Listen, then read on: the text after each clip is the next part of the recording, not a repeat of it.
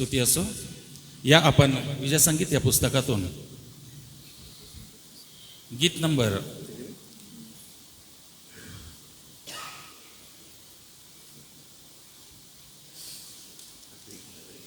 46 काढूया. आपण आपल्या जागेवर उभे राहू.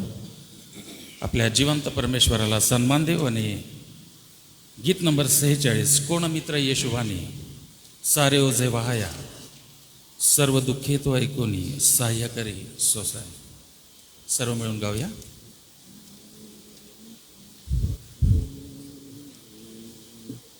विजय संगीत गीत नंबर 46.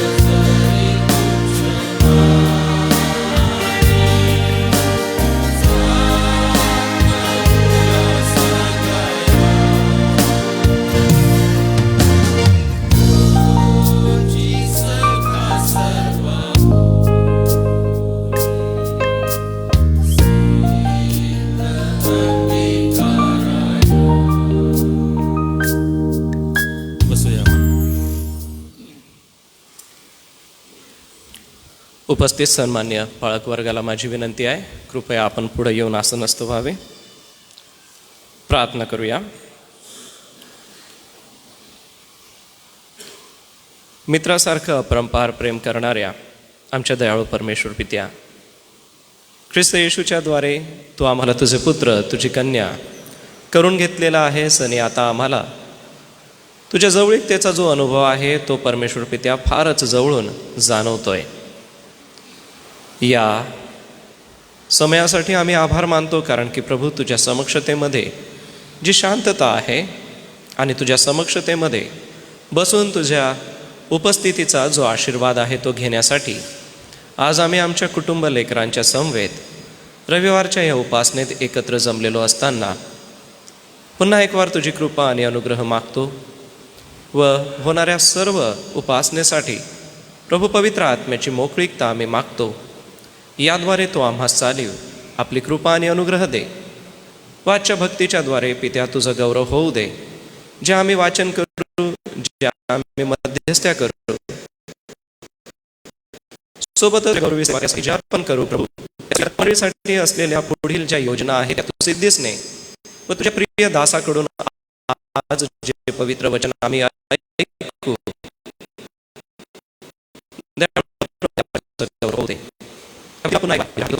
नावात प्रार्थना केली म्हणून तू ऐक. आमेन. आजच्या सकाळी ज्या स्तोत्रसंहितेचं वाचन आपण करणार आहोत ते असणार आहे साम नंबर 79, स्तोत्र 79.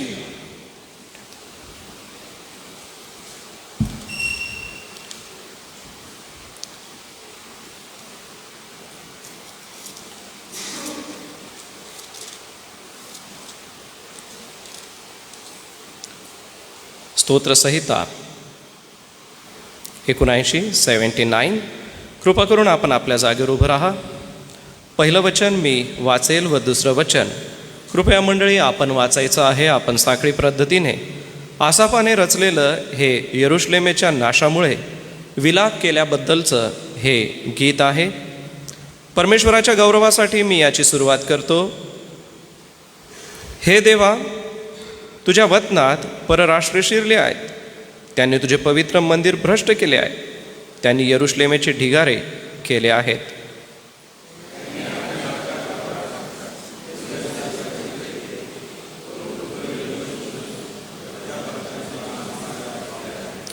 त्यांनी यरुशलेमेभोवती त्यांचे रक्त पाण्यासारखे वाहविले.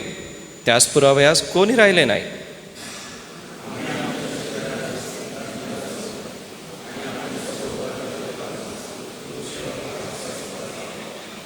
हे परमेश्वरा, हे कोठवर चालणार? तू सर्व काळ कोपायमार राहणार काय? तुझा रोष अग्नीसारखा भडकत राहणार काय?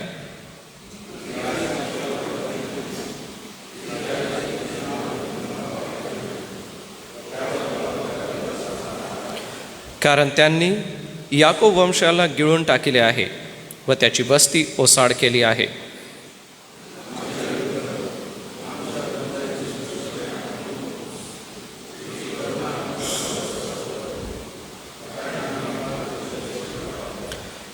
हे आमच्या उद्धारक देवा, तू आपल्या नावाच्या महिम्याकरिता आम्हाला सहाय्य कर. आपल्या नावाकरिता आम्हा सोडीव व आमची पातके धुवून टाक.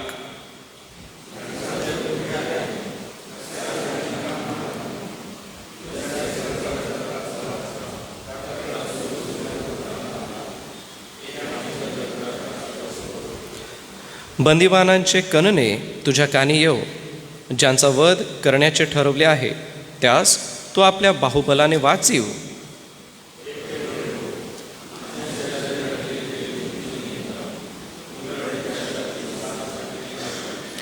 तेरा वचन एकत्र वाचू. मग जे आम्ही तुझी प्रजा व तुझ्या पुरणातील मेंढरे ते आम्ही सर्व काळ तुझे उपकार स्मरण करीत राहू. तुझी कीर्ती पिढ्यानपिढ्या वर्णित जाऊ. उभे असतानाच आपण आपला विश्वास जाहीर करूया व प्रेषितांचा मतांगीकार एका सुरात म्हणूया. सर्व समर्थ देव जो पिता, आकाश व पृथ्वी यांचा उत्पन्न करता, त्याचवर मी विश्वास ठेवितो आणि त्याचा एकुलता एक पुत्र येशू ख्रिस्त आमचा प्रभू, जो पवित्र आत्म्याच्या योगाने गर्भरूप झाला, कुमारी मरियेच्या उदरी जन्मास आला, पंत पिलाताच्या वेळेस ज्याने दुःख भोगिले, ज्याला वधस्तंभावर खिळले, जो मरण पावला व ज्याला पुरले, जो मृत लोकात उतरला व तिसऱ्या दिवशी मेलेल्यामधून पुन्हा उठला, स्वर्गात चढला आणि सर्व समर्थ देव जो पिता याच्या उजवीकडे बसला आहे. तेथून जिवंतांचा व मेलेल्यांचा न्याय करावयास जो येणार आहे त्याचवर मी विश्वास ठेवितो. पवित्र आत्मा, पवित्र सार्वत्रिक मंडळी, पवित्र जनांचा सहभागीपणा, पापांची क्षमा, देहाचे पुनरुत्थान आणि सार्वकालिक जीवन याविषयी मी विश्वास धरितो. आमेन. धन्यवाद. मंडळी, आपण बसूया. पुन्हा एक वार आम्ही आमच्या दयाळू परमेश्वर पित्याकडे करुणा भाकूया. पुन्हा एक वार त्याच्याकडे विनंत्या, प्रार्थना आणि मध्यस्थ्या करीत प्रभूचं सहाय्य मागूया. कारण की देवबापाने आम्हाला येथवर सांभाळलं, आपल्या कृपेचा अनुभव दिला. एवढंच नव्हे तर ज्या प्रार्थना आम्ही त्याच्याकडे केल्या त्या सगळ्यांची उत्तरं अतिशय आशीर्वादित रीतीने प्रभूने आम्हाला दिली. याचा वैयक्तिक अनुभव आपल्या सगळ्यांनीच घेतलेला आहे. आज पुन्हा एक वार आम्ही आपले पदाधिकारी वर्ग, SAMचं हे सेवा कार्य, यासोबतच प्रियजन हो, आपण ज्या विविध क्षेत्रामध्ये सेवा करता व जी आमची प्रिय लेकरं शिक्षणाकरिता बाहेरगावी आहेत अशांसाठी मध्यस्थी करूया. सोबतच जे आजारी प्रियजन आहे, ज्यांची नावं आम्हाला कळली, काहींची कळू शकली नाही, परंतु त्यांच्यासाठी देखील आपण प्रभूकडे सहाय्य मागू. येत्या सप्ताहात आपला गृहसण आहे आणि लवकरच आपण नाताळाचे कार्यक्रम देखील करणार आहोत. या सर्व कार्यासाठी आम्ही आमच्या जिवंत देवाकडे पुन्हा एक वार सहाय्य मागूया. या आपण मध्यस्थीची प्रार्थना करू. सगळ्यांच्या वतीने मी प्रार्थना करतो. आमच्या दयाळू, मंदक्रोध आणि दयामय परमेश्वर पित्या, आम्ही आभार मानतो कारण की तुझ्या मंदिरामध्ये जाऊन तुझ्या समक्षतेचा जो अनुभव आहे त्याचा आनंद राजा दाविदासारखा आम्हाला देखील मिळतोय. चला आपण परमेश्वराच्या मंदिराकडे असे जाऊ, असे ते मला म्हणाले तेव्हा मला आनंद झाला, असं स्तोत्रकर्ता म्हणतो. देवबापा, तुझ्या मंदिराचा जो आनंद आहे, सोबतच तुझ्या मंदिराचा जो आवेश आहे, तो देखील आम्हाला तुझ्या समक्षतेचा अनुभव देत असतो. आणि म्हणूनच आजची ही एक नवीन सकाळ आहे जी प्रभू तुझ्या कृपेने आम्हाला मिळालेली आहे. प्रभू, आम्ही धन्यवाद देतो कारण की रात्रीच्या अंधकारापासून तू आमचा बचाव केलास. एक नवा दिवस आराधनेसाठी, विश्वासणाऱ्यांच्या संगतीसाठी आणि मंडळी एक दिलाने, एका जीवाने ज्या वेळेला एकत्र येते त्यावेळेला एकत्र येण्याच्या द्वारे तुझं गौरव करत असते. प्रेषितीय काळाच्या मंडळीचं ज्या वेळेला आम्ही वाचन करतो पित्या, त्यावेळेला आम्हाला हे दिसून येतं की त्यांचं सर्व काही सामायिक असं होतं. आणि ते सगळं असताना प्रभू ते भाकर मोडण्यासाठी, वचन ऐकण्यासाठी एकत्र जमत असत. आणि त्यांच्या या एकत्र जमण्याच्या द्वारे आरंभीच्या मंडळीमध्ये सुवार्ता पोचरली व विविध लोकांनी त्याचा स्वीकार केला व तारणाऱ्याचा स्वीकार करून आपलं जीवन प्रभू तुझ्यासाठी अर्पित करून सार्वकालिक जीवनाचा वाटा त्यांनी निवडून घेतला. आजच्या उपासनेसाठी देखील आम्ही आभार मानतो कारण की आमच्या एकत्र मिळण्याच्या द्वारे दयाळू देवबापा तुझं गौरव आणि तुझी आराधना आहे. प्रिय देवबापा, आम्ही SAMच्या या संपूर्ण कारभारासाठी आभार मानतो. आमचे अध्यक्ष महोदय, आमचे कार्यकारी संचालक, संस्थेचे सर्व विश्वस्त, प्रिय प्रभू, आम्ही सगळ्यांसाठी आभार मानतो कारण की प्रभू ही योजना तुझ्याकडून आहे. आणि ही योजना तुझ्याकडून होत असताना तुझी जबाबदारी या प्रियजनांच्या खांद्यावरती दिलेली आहे. ती जबाबदारी पार पाडत असताना वेळोवेळी लागणारं सहाय्य, वेळोवेळी लागणारी कृपा आणि विविध गोष्टींचं वाचन आहे, विविध गोष्टींचं अध्ययन आहे आणि विविध गोष्टींच्या या सर्व योजनांच्याद्वारे प्रभू आज जी प्रगती आम्हाला दिसते, आज ज्या विविध इमारती आम्हाला दिसत आहेत, एवढंच नव्हे तर आध्यात्मिक देखील जी प्रगती आम्हाला दिसून येते, त्यामागे प्रिय प्रभू आमचे अध्यक्ष महोदय, आमचे कार्यकारी संचालक, त्याचप्रमाणे आमच्या सर्व विश्वस्तांचा दूरदृष्टिकोन आहे. हा आमचा विश्वास आहे कारण की प्रभू ते तू त्यांच्या मनामध्ये घातलंस आणि आज दृश्य रूपाने ते आमच्या नजरेसमोर आहे. मागील दिवसांमध्ये झालेलं तरुण संमेलन व सोबतच VBSचा कार्यक्रम, यामधून जो उत्साह आणि जी ओळख आमच्या प्रिय लेकरांना प्रभू तुझ्या पवित्र वचनाची दिली, तुझी गोडी नव्याने तू त्यांना दिलीस, त्यासाठी देवबापा आम्ही आभार मानतो. सोबतच प्रिय प्रभू, येत्या दिवसात जेही कार्यक्रम आम्ही करू ते देवबापा तू आशीर्वादित कर व तुझ्या समक्षतेने आम्हास भरून टाक. प्रिय देवबापा, आम्ही प्रार्थना करतो संस्थेच्या एवढ्या सगळ्या मोठ्या कामामध्ये व्यस्त असताना वेळोवेळी या सर्व पदाधिकाऱ्यांना प्रभू तुझी कृपा दे, अनुग्रह दे. स्वर्गीय भांडारातून परमेश्वरा तू आपल्या ज्ञानाने या प्रियजनांना भरून टाक आणि जे कसब हवं आहे किंवा ज्या विविध गोष्टींचं बांधकाम करण्यासाठी म्हणा किंवा पुनर्बांधणीसाठी म्हणा किंवा आत्मिक रीतीने आत्मिक जीवनाची पुनर्बांधणी करण्यासाठी म्हणा. प्रिय प्रभू, जी कृपा तू आमच्या पदाधिकारी वर्गांना पुरवित आहेस त्यासाठी आम्ही आभार मानित प्रार्थना करतो. या प्रियजनांना प्रभू तुझ्या सुरक्षित हातामध्ये सुरक्षित ठेव. तुझ्या पवित्र आत्म्याचं मार्गदर्शन दे. यासोबतच प्रिय देव बाप्पा, आमच्या प्रिय मंडळांसाठी आमची प्रार्थना असणार आहे. आज विविध मंडळांमध्ये रविवारची उपासना होत असताना सर्व पाळक वर्ग, त्यांच्यासोबत असलेले सुवार्थिक वर्ग, सोबतच मंडळांचे अध्यक्ष, मंडळांचे सचिव, खजिनदार, मंडळांमध्ये सेवा करणारं तरुण संघ आणि त्यांचे अध्यक्ष, यासोबतच महिला मंडळ, त्यांच्या अध्यक्षा, यांच्यासाठी प्रभू आम्ही प्रार्थना करतो.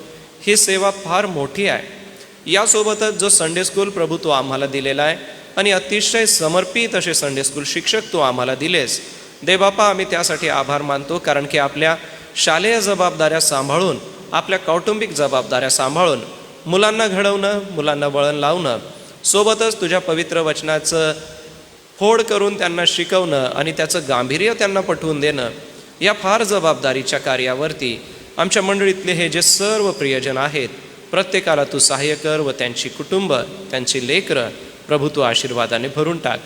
आज विविध मंडळांमध्ये होणारी सेवा प्रभू आशीर्वादाची अशी असू दे. अनेकांना तुझं पवित्र वचन आपल्या अंतःकरणामध्ये बदल घडवून आणणारं असावं यासाठी प्रेरणा दे. सोबतच तुझं पवित्र वचन प्रत्येकासंगती बोलून सोबत तुझ्या प्रिय दासाच्या द्वारे तू त्यांना मोकळीकता दे की ज्यांच्या करवी आम्हाला पवित्र वचनाचं मनन चिंतन मिळतंय. प्रिय प्रभू, आम्ही शाळेसाठी धन्यवाद देतो. आमचे सर्व प्राचार्य, आमच्या सर्व प्राचार्या, यासोबतच आमचे सर्व पर्यवेक्षक आणि शिक्षक, शिक्षकेतर कर्मचारी. प्रिय प्रभू, आमचा हा परिवार देखील खूप मोठा आहे आणि ज्या गौरवी सेवा कार्यासाठी या प्रियजनांनी स्वतःला समर्पित केलेलं आहे प्रभू, त्यांच्या वतीने प्रार्थना करतो.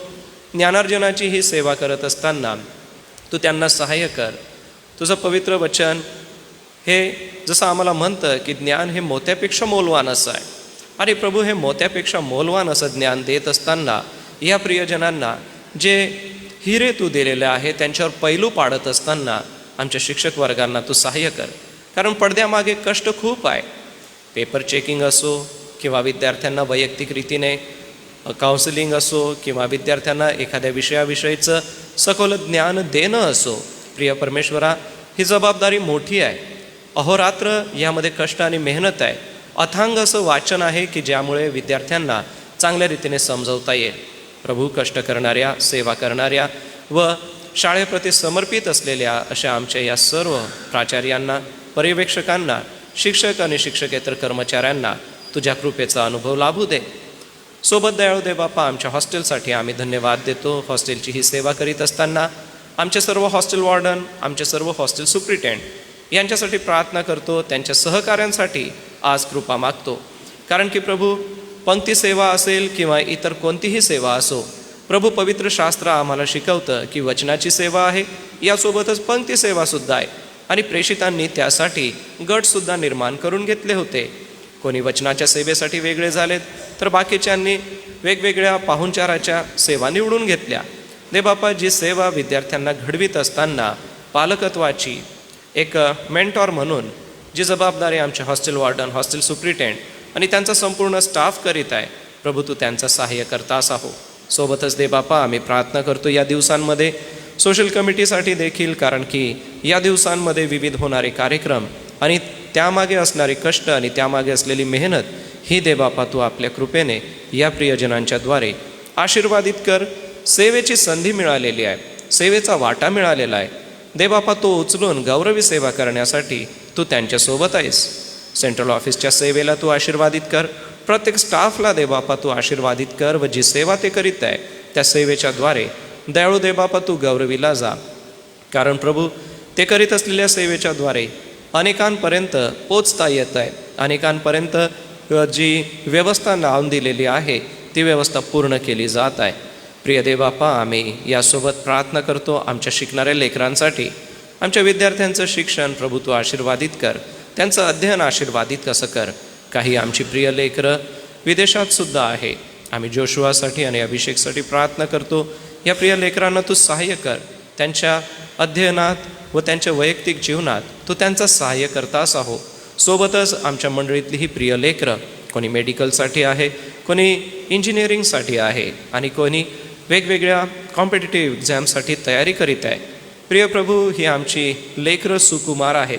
काय निर्णय घ्यावा, कसं अध्ययन करावं किंवा जीवनामध्ये आपल्या जीवनाची योग्य उत्तर दिशा कशी ठरवावी याचं मार्गदर्शन कदाचित त्यांना मिळू शकत नाही, किंवा जगिक प्रलोभनं आहेत, ही प्रलोभनं त्यांच्या मागे पडू शकतात. म्हणून देवबापा, आम्ही मंडळीतले जे वडीलजन आहोत, मंडळीतल्या प्रत्येक लेकरासाठी कळकळीने प्रार्थना करतो.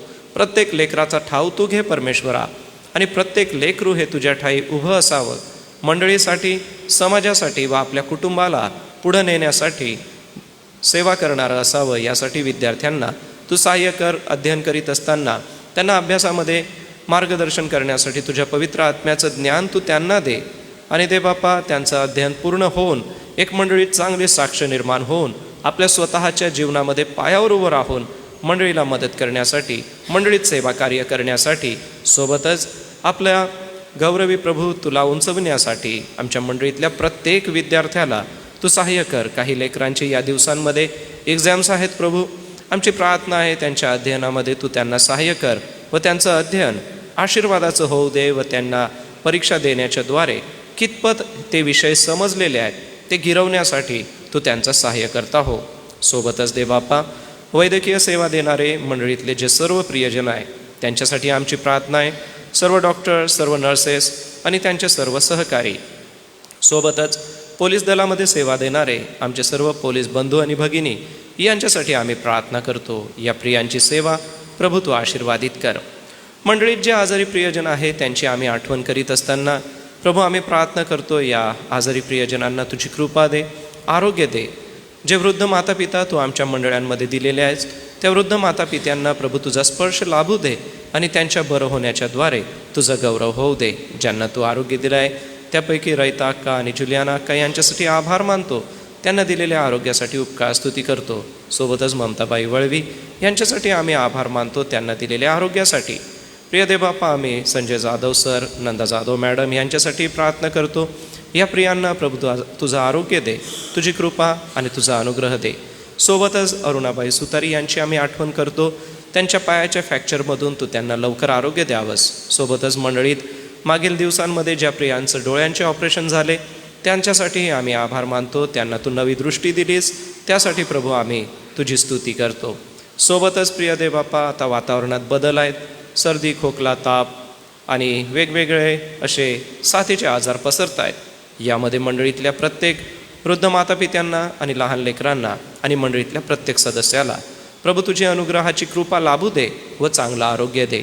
जरी प्रभू सगळ्यांची नावं आम्हाला घेता येत नाही, आम्हास ठाऊक नाही, तरी परमेश्वरा तू जाणतोस. आणि म्हणूनच आज मध्यस्थी करीत असताना याही प्रियजनांसाठी मध्यस्थी करतो की प्रभू तू त्यांना आरोग्य दे, लवकर बरं वाटू दे व त्यांच्या जीवनाद्वारे एक नवी साक्ष दयाळू परमेश्वरा तू निर्माण कर. सोबतच दयाळू दे बापा, या सप्ताहामध्ये आम्ही गृहसण साजरा करीत आहोत. गृहसणासाठी सन्माननीय बिशप सतीश पटेल सोनगडहून आमच्याकडे येत असताना या तुझ्या प्रिय दासासाठी आमची प्रार्थना आहे. प्रभू त्यांच्या करवी तू आम्हाशी बोल व आमच्या कौटुंबिक जीवनासाठी काय हवं आहे ते तू त्यांच्या करवी आम्हाशी बोल.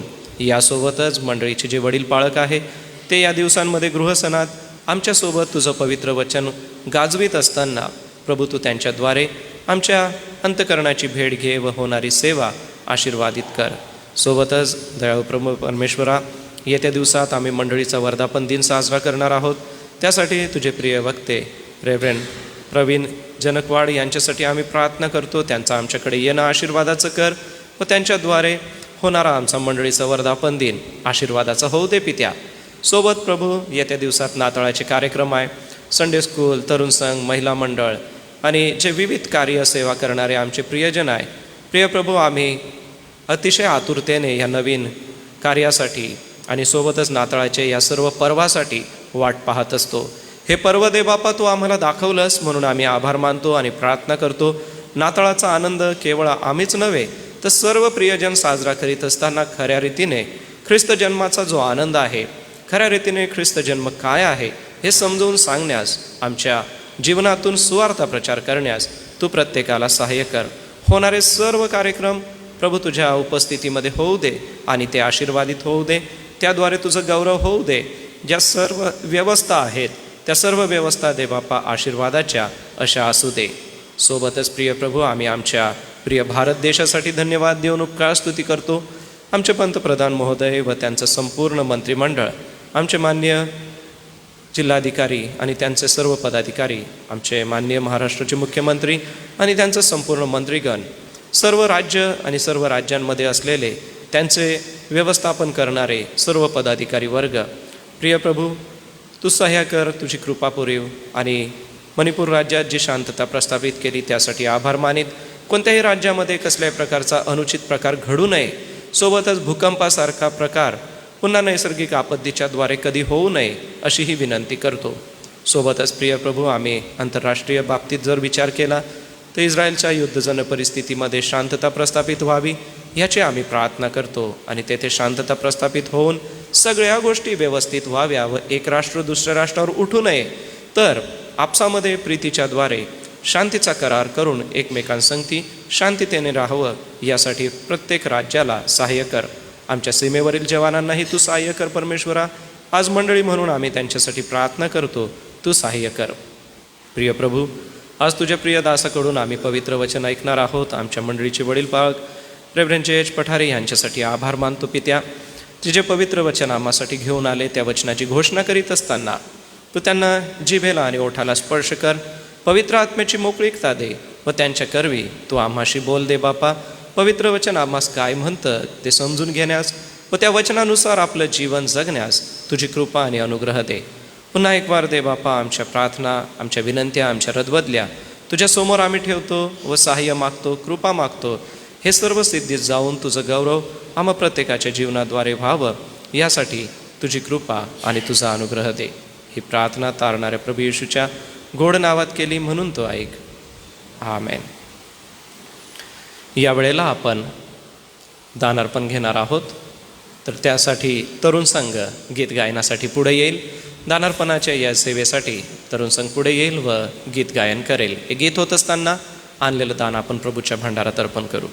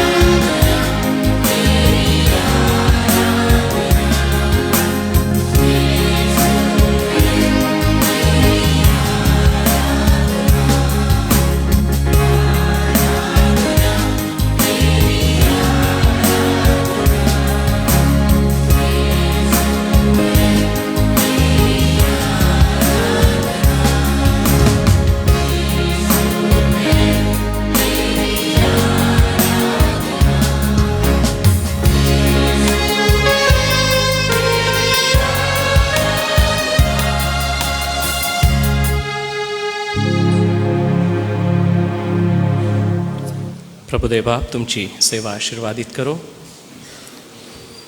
आजच्या दानार्पणासोबतच ज्या प्रियांचे वाढदिवस आहे आपण कळवू शकता, पुढे येऊ शकता किंवा आपल्या जागेवर उभं राहू शकता. माझ्याकडे ज्यांची नावं कळली त्यापैकी अवनी सोनेरी, कॅरल वळवी आणि मिशेल वळवी. मिशेलचा काल वाढदिवस झाला. या प्रिय लेकरांचे वाढदिवस आहे. प्रभुदेव बाप या लेकरांना आशीर्वादित करो.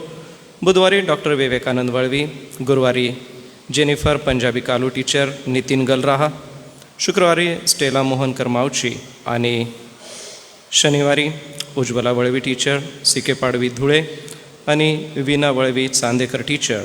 उपासना चव्हाण आणि ज्योती साने ह्या प्रियांचा वाढदिवस आहे.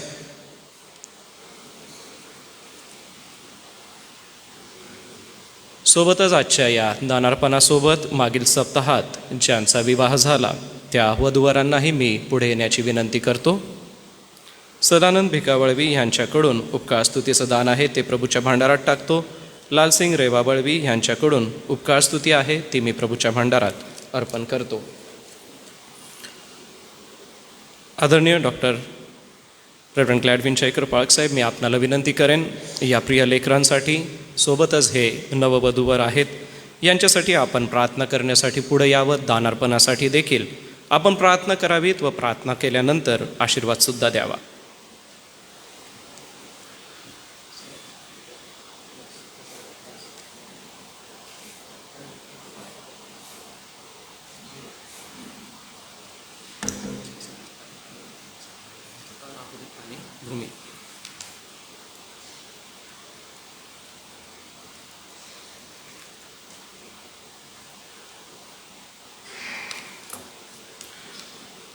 डॉक्टर संदेश वसावे यांच्याकडून उपकार स्तुतीचं दान आहे ते प्रभूच्या भांडारात टाकतो. सोबतच राहुल आणि भूमी या वधूवरांसाठी देखील प्रार्थना करूया.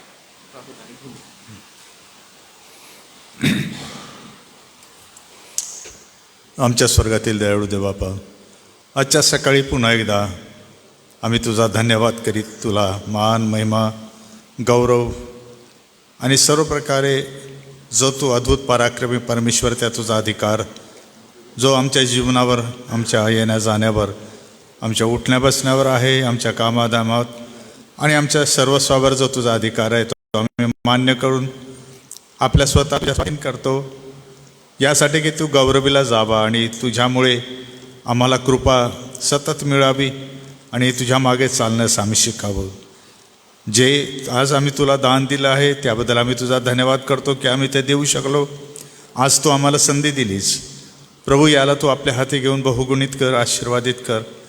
याद्वारे ज्या संस्थेच्या गरजा आहेत, मंडळीच्या गरजा आहेत, त्या भागवल्या जाव्यात. तुझ्या दासांची काळजी घेतली जावी व तुझ्या राज्याच्या वाढीसाठी याचा विनियोग व्हावा म्हणून प्रभू याला तू साहित्य कर.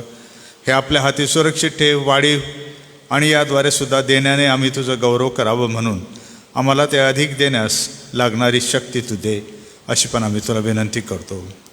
सोबतच आम्ही ज्यांचे वाढदिवस आहे त्यांची आठवण करतो की Avani, Carol, Michelle, doctor Vivekanand Valvi, Jennifer, Nitin, Stella, Ujjwala आहे, सी.के. पाडवी आहेत, वीणा वळवी चांदेकर टीचर, त्याचप्रमाणे उपासना, ज्योती साने या लेकरांना, या मोठ्यांना तू सहाय्य कर, त्यांना आशीर्वाद दे. या वर्षात त्यांचा सांभाळ जसा केला तसा पुढच्या वर्षातही कर.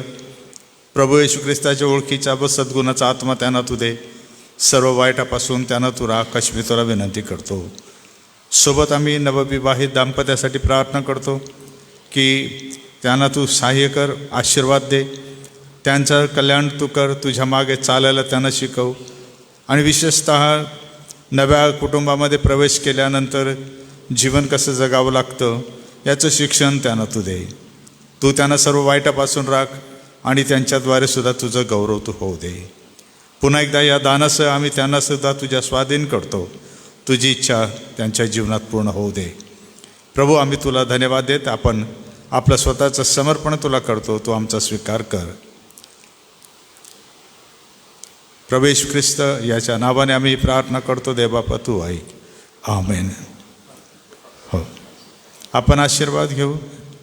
आता आपला तारणारा प्रभू येशू ख्रिस्त याची कृपा, देवजो बापाची प्रीती आणि पवित्र आत्म्याची सहभागिता ज्या नवविवाहित दाम्पत्याबरोबर अभि आणि भूमी यांच्याबरोबर आता आणि सदा सर्व काळ असो. आमेन.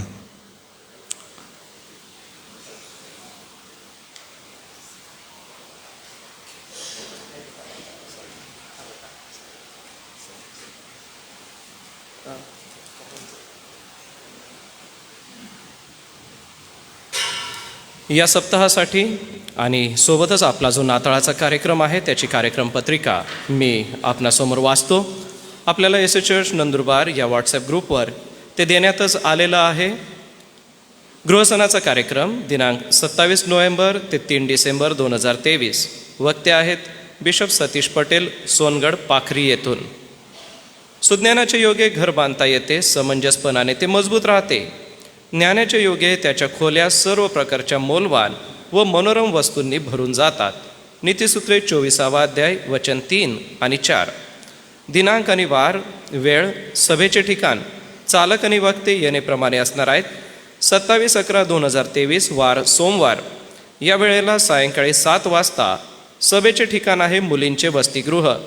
चालक रेव्हरंट अनुप वळवी असतील आणि वक्ते रेव्हरंट अनुप वळवी हे असतील. 28/11/2023 वार मंगळवार.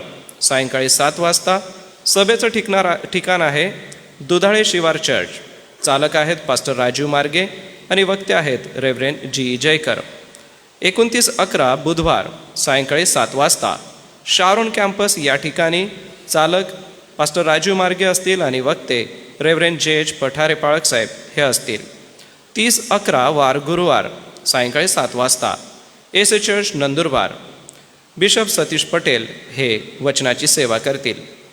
1/12 वार शुक्रवार. सायंकाळी 7 वाजता. S A church Nandurbar. Bishop Satish Patel वचनाची सेवा करतील. 2/12 शनिवार. सायंकाळी 7 वाजता. एस ए चर्च नंदुरबार या ठिकाणी बिशप सतीश पटेल वचनाची सेवा करतील. 3/12/2023 रविवार. हा आगमनाचा पहिला रविवार असणार आहे आणि ह्याला आशेची मेणबत्ती किंवा आशा म्हणून हा रविवार आपण साजरा करू व या रविवारी आगमन समयाची पहिली मेणबत्ती प्रज्वलित करण्यात येणार आहे. म्हणून 3/12चा जो रविवार आहे तो आगमन समयाचा पहिला रविवार आहे. सकाळी 9 वाजता आपण चर्चमध्ये उपस्थित राहू. एस ए चर्च नंदुरबार व रेव्हरंट व अनुपळवी चालक पण करती आणि बिशप सतीश पटेल हे वक्ते म्हणून असतील. वरील सर्व कार्यक्रमांसाठी प्रार्थना करा. संबंधितांनी बैठक व्यवस्था करावी. क्वायर ग्रुपने रोज सायंकाळी 6:45 वाजता नियोजनस्थळी आराधनेकरिता हजर राहावे. दररोज रात्री दान घेण्यात येईल. दानाच्या वेळी आळीपाळीने चर्च, क्वायर, तरुण संघ, महिला संघ, संडे स्कूल गीत सादर करतील. विभागवार वार सोमवारी मुलींचे वसतिगृह, जुने church campus, railway colony, Dhule नाका परिसर, गाझीनगर परिसर, सरगम कॉलनी व सरस्वती कॉलनी. मंगळवारी दुधाळे शिवार चर्च या ठिकाणी, दुधाळे शिवार, कोकणी हिल, सुप्रिया नगर आणि शरद घरकुल. बुधवारी शारोन या कॅम्पसमध्ये पाटोंदा शिवार आणि गंधर्व नगरीचा परिसर. गुरुवारी S A church, Bethel colony, Nagayanagar, Raj city आणि जहीन कॉलनी. शुक्रवारी S A church, Ashirwad colony, मुलांचे वसतिगृह परिसर व के जी सेक्शनच्या मागील चाळ. शनिवारी S A church, mission school campus, गेटजवळील परिसर, इंदिरानगर, जिमखाना परिसर, बापना चाळ, पटेलवाडी, गिरीविहार परिसर, Rupasheth park, R K city, Kalyani park, Nalwa road परिसर आणि वागोदा शिवार. फराळ द्यावयाचा असल्यास आपल्या स्तरावर व्यवस्था करावी. संदेश यूट्यूब व फेसबुकवरील ऑनलाईन प्रसारित करण्यात येईल. एस ए चर्च नंदुरबार या यूट्यूब चॅनलवरती आणि एस ए चर्च नंदुरबार या फेसबुक चॅनलवरून आपल्याला ऑनलाईन ह्या सभेंचं प्रसारण मिळणार आहे. सोबतच नाताळाचाही कार्यक्रम आहे. सुवार्तालय चर्च नंदुरबार ख्रिस्त जन्मोत्सव कार्यक्रम दिनांक 17 डिसेंबर 2023 ते 1 जानेवारी 2024. कारण आम्हासाठी बाळ जन्मला आहे, आम्हास पुत्र दिला आहे, त्याच्या खांद्यावर सत्ता राहील, त्याला अद्भुत मंत्री, समर्थ देव, सनातन पिता, शांतीचा अधिपती म्हणतील. यशया 9:6. दिनांक, वार, वेळ, स्थळ, कार्यक्रम, चालक आणि वक्ते येण्याप्रमाणे 3/12/2023 रविवार सकाळी 9 वाजता. S A church. आगमनाचा पहिला रविवार, आशेची मेणबत्ती. चालक रेव्हरंट अनुपळवी असतील आणि वक्ते बिशप सतीश पटेल असतील. 10/12/2023 रविवार सकाळी 9 वाजता. S A church. आगमनाचा दुसरा रविवार शांतीची मेणबत्ती आणि वक्ते रेव्हरंड अनुप पळवी असतील. 17-12 रविवार सकाळी 9 वाजता AC चर्च. आगमनाचा तिसरा रविवार आनंद. तिसऱ्या मेणबत्तीचा विषय आपला आनंद आहे. चर्चचा वर्धापन दिन व मंडळी सभासदांना नाताळाचे बक्षीस वाटप हे बॉयज हॉस्टेल या ठिकाणी होईल. रेव्हरंड अनुप पळवी चालकपण करतील आणि वक्ते आपल्याला बोदवड बायबल कॉलेजचे प्राचार्य रेव्हरंड प्रवीण जनकवार हे लाभलेले आहेत. हे वचनाची सेवा करतील. 21-12 गुरुवारी सायंकाळी 6:30 वाजता दुधाळे शिवार चर्च संडे स्कूलचा कार्यक्रम असेल. पास्टर राजीव मार्गे व संडे स्कूल शिक्षक त्या ठिकाणी असतील. 24-12 रविवार सकाळी 9 वाजता AC चर्च. आगमनाचा चौथा रविवार. चौथी मेणबत्ती ही प्रीतीची मेणबत्ती असेल आणि रविवारची भक्ती होईल आणि वक्ते रेव्हरंड चेज पठारे पाळक साहेब हे असतील. 25-12 सोमवार सकाळी 7 वाजता आपण AC चर्चमध्ये जमूया आणि सकाळी नाताळाची भक्ती रेव्हरंड अनुप पळवी वचनाची सेवा करतील. 25-12 सायंकाळी 6:30 वाजता आपण चर्चच्या समोर संडे स्कूलचा कार्यक्रम बघणार आहोत. त्यासाठी चालक असणार आहेत कुसुम व्यास, तृषिता वळवी आणि मनीषा जालटे. 26-12 मंगळवार सायंकाळी 6:30 चर्चच्या समोर नाताळाचा कार्यक्रम. सेबॅस्टियन जयकर व सत्यजित नाईक. 27-12 बुधवार सायंकाळी 6:30 वाजता चर्चच्या समोर संडे स्कूलचा कार्यक्रम. मनीष पाडवी, रीना पाडवी आणि श्वेता वळवी. 28-12 गुरुवार सायंकाळी 7 वाजता AC चर्च समोर महिला मंडळाचा कार्यक्रम फन अँड गेम असणार आहे. मिस मार्था अक्का व सौ जुलियाना अक्का गायकवाड आणि क्वायर त्या ठिकाणी असेल चालकपणासाठी. 29-12 शुक्रवार दुपारी 12:30 वाजता बॉयज हॉस्टेल या ठिकाणी मंडळीचं प्रीतिभोजन होईल. मिस मार्था अक्का, मनोज पवार व सोशल कमिटी. 29-12 शुक्रवारी सायंकाळी 6:30 वाजता AC चर्चच्या समोर संडे स्कूल आणि तरुण संघाचा कार्यक्रम होईल. वंदना पवार, चेतना नाईक, स्नेहलता जांबिलसा, रुचिता डोंगरे, श्री सत्यजित नाईक, श्री सेबॅस्टियन जयकर. 30-12 शनिवार सायंकाळी 6:30 KG सेक्शन या ठिकाणी आनंद मेळावा आपला होईल आणि महिला मंडळ चालकपण करेन. 31-12 शनिवारी सकाळी 9 वाजता AC चर्च रविवारची आपली भक्ती होईल आणि वचनाची सेवा रेव्हरंड अनुप पळवी करतील. 31-12 रात्री 9 ते 12 या वेळामध्ये आपण चर्चच्या समोर वॉच नाईट सर्व्हिस घेऊ व बक्षीस वितरण होईल आणि सेवक वर्ग व चर्च कार्यकारिणी ही त्या ठिकाणी असेल. चालकपण अनुप पळवी हे करतील आणि जे 5-5, 10-10 मिनटं आपण वचनातून बोलतो किंवा जी साक्ष आपण देतो ती सेवक वर्ग व चर्च कार्यकारिणी ही असेल. 1-1-2024 सोमवार सकाळी 9 वाजता AC चर्च 9 वर्षाची भक्ती होईल. रेव्हरंड अनुप पळवी चालकपण करतील आणि वचनाची सेवा रेव्हरंड G. जयकर हे करतील. सूचना आहे वरील कार्यक्रमांसाठी कृपया कौटुंबिक प्रार्थनेत आठवण ठेवावी. कॅरल ग्रुप जो फिरतो त्याने 1-12-2023 पासून आरंभ करावा व येणारे संपूर्ण दान नाताळाच्या दिवशी चर्चमध्ये समर्पण करावे. आनंद मेळाव्यात महिलांनी आपली नावे 15-12-2023 पर्यंत श्री PD लवणे यांच्याकडे नोंदवावीत. दिनांक 17-12-2023 ते 1-1-2024 पर्यंत होणाऱ्या सर्व कार्यक्रमांची जबाबदारी श्री सेबॅस्टियन जयकर, श्री सत्यजित नाईक, श्री अंजय वळवी, डॉक्टर मधुकमल हिवाळे, श्री अविनाश सोनेरी, श्री सागर वाघ आणि तरुण संघ हे पार पाडतील. उपकारस्तुतीचे दान फ्रँकलिन चर्च वर्धापन दिन नाताळ व 9 वर्षाच्या भक्ती दरम्यान घेतले जाईल.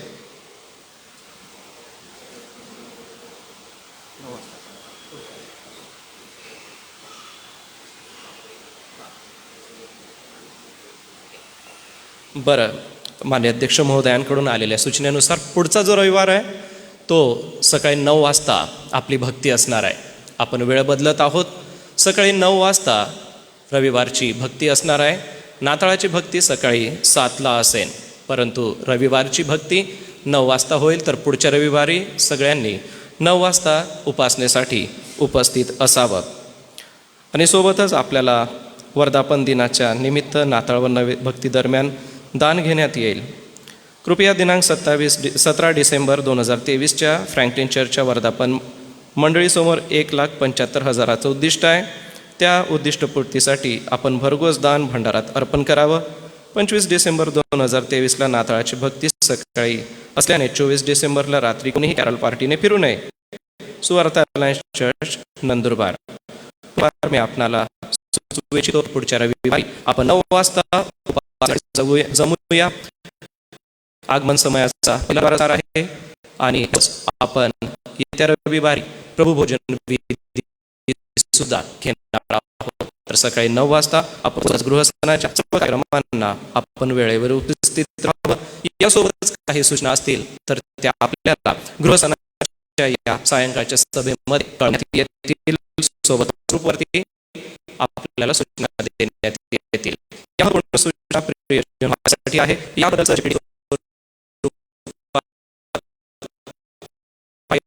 आहे नंदुरबार या व्हॉट्सअपला ती करण्यात येईल. संडे स्कूल या वेळेला स्कूलसाठी जाऊ शकतात. आज मी पवित्र वचनातून पवित्र मनाचे चिंतन करणार आहोत. यासाठी आपल्या मंडळीचे वडील पालक सन्माननीय रेव्हरंडचे पठारे पालक साहेब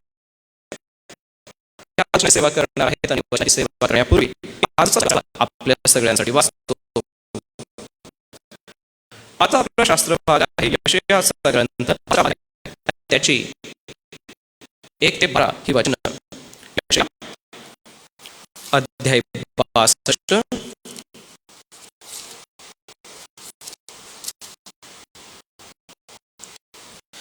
62व्या अध्यायामध्ये 1 ते 12 ही वचन आहे. ते मी आपल्या सगळ्यांसाठी वाचतो. सियोनीची धार्मिकता उदयप्रभेप्रमाणे फाके, तोवर तिच्याकरिता मी मौन धरणार नाही. यरूशलेमेचे तारण पेटलेल्या मशालीप्रमाणे दिसे, तोवर तिच्याकरिता मला चैन पडणार नाही. राष्ट्रे तुझी धार्मिकता पाहतील, सर्व राज्ये तुझे वैभव पाहतील. परमेश्वराच्या मुखाने ठेवलेल्या नव्या नावाने तुला हाक मारतील. तू परमेश्वराच्या हाती शोभायमान मुकुट, आपल्या देवाच्या हाती राज किरीट होईल. यापुढे तुला सोडलेली म्हणणार नाहीत, यापुढे तुझ्या भूमीला वैराण म्हणणार नाहीत, तर तुला हेफसीबा ती माझा आनंद व तुझ्या भूमीला बौल विवाहित म्हणतील. कारण तू परमेश्वराला आनंद देणारी आहेस. तुझी भूमी सधवा होईल, कारण तरुण जसा कुमारीशी विवाह करीतो तशी तुझी मुले तुझशी विवाह करतील. नवरा जसा नवरी पाहून हर्षतो तसा तुझा देव तुला पाहून हर्षेल. हे यरूशलेमा, मी तुझ्या कोटावर पहारेकरी नेमले आहे. ते रात्रंदिवस उगे राहत नाहीत. अहो परमेश्वराला स्मरण देणाऱ्यांनो, तुम्ही विसंबू नका. आणि तो यरूशलेम सुस्थितीत करून ते पृथ्वीला प्रशंसाविषयी करी, तोवर त्याला चैन पडू देऊ नका. परमेश्वराने आपल्या उजव्या हाताने बलवान भुजेची शपथ पाहिली आहे की यापुढे तुझे धान्य तुझ्या शत्रूस मी खात्रीने खाऊ देणार नाही. तू ज्यासाठी श्रम केलेस तो तुझा द्राक्षरस परके प्राशन करणार नाही, तर ज्यांनी ते धान्य कोठारात साठविले तेच ते खातील व परमेश्वराचे स्तवन करतील. ज्यांनी तो द्राक्षरस साठविला तेच माझ्या पवित्र मंदिराच्या अंगणात तो पितील. बाहेर पडा, वेशीतून बाहेर पडा, लोकांचा मार्ग नीट करा.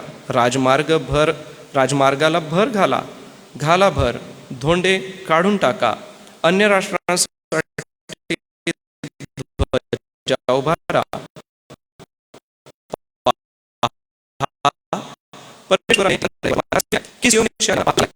वेतन त्याच पाशी आहे व परिपत्य त्याच समोर आहे. पवित्र लोक, परमेश्वराने उद्धारलेले लोक असे त्यास म्हणता येईल. व तू निगा केली व न टाकलेली नगरी आहेस असे म्हणतील. देवबाप ही वचने आशीर्वादित करो. मी आपल्या सगळ्यांच्या उपस्थितीमध्ये सन्माननीय रेव्हरंड जयेश पठारे पाळक साहेबांचं स्वागत करतो व पुढील वेळ वचनासाठी मी त्यांना आमंत्रित करतो.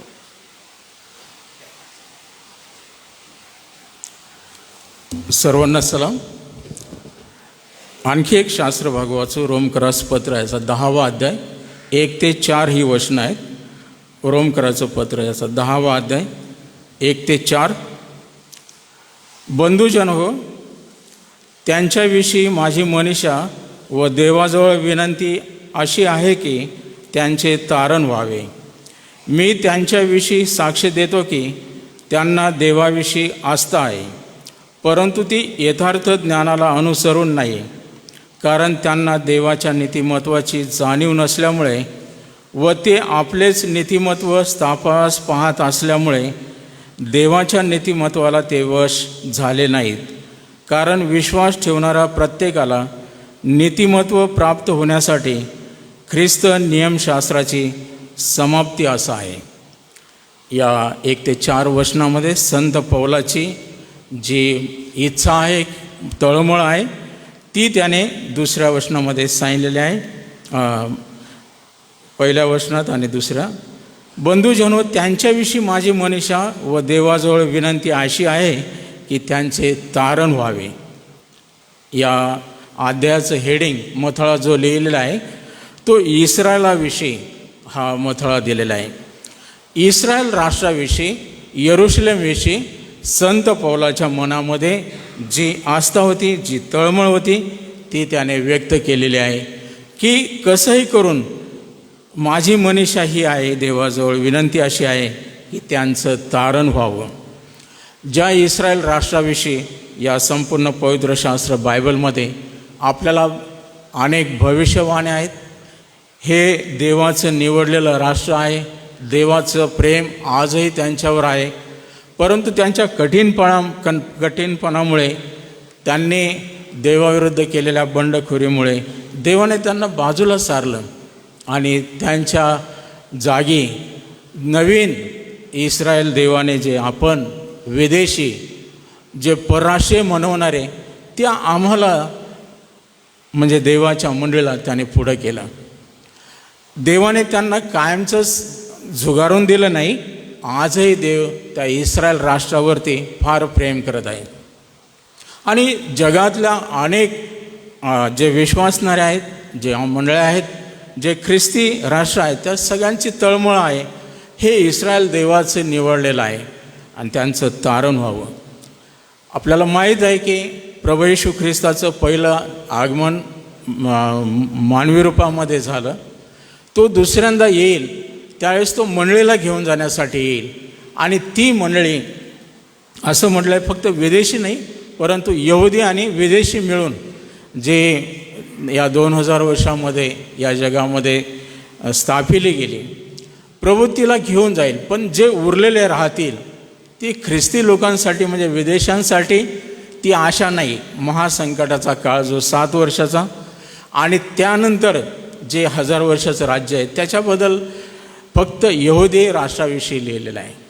त्यांच्या तारणासाठी देवाचीही फार तळमळ आहे. कसंही करून त्यांचं तारण व्हावं आणि त्यांनी देवाच्या राज्यात यावं. जे स्वतःला गर्विष्ठ, जे स्वतःला फार स्वाभिमानी समजणारे की आम्ही देवाचे आहोत, देवाने आम्हाला निवडलेलं आहे, केवळ स्वर्गाचं राज्य आमच्यासाठीच आहे, बाकीचे स्वर्गाच्या राज्यात जाणार नाही, आजही त्यांची तेच म्हणजे त्यांचा विश्वास आहे. ज्या इस्रायल राष्ट्राच्या संबंधाने आता ह्या गेल्या 2 महिन्यात म्हणजे 50 दिवस जवळजवळ झालेले आहेत आणि त्या हमासने त्यांच्यावर केलेल्या हल्ल्यानंतर हे राष्ट्र अधिक प्रकाशझोतामध्ये आलेलं आहे. आणि आपल्या न्यूज चॅनलवाले फार विश्लेषण करून सांगतात बायबलचं पूर्ण की हे इस्रायल लोक कोण आहेत. ख्रिश्चन आणि मुस्लिम हे तिन्ही राष्ट्र, त्यांचं जे पवित्र ठिकाण जे आहे, जी आस्था आहे, त्या यरूशलेमकडं सगळं लक्ष लावलं गेलेलं आहे.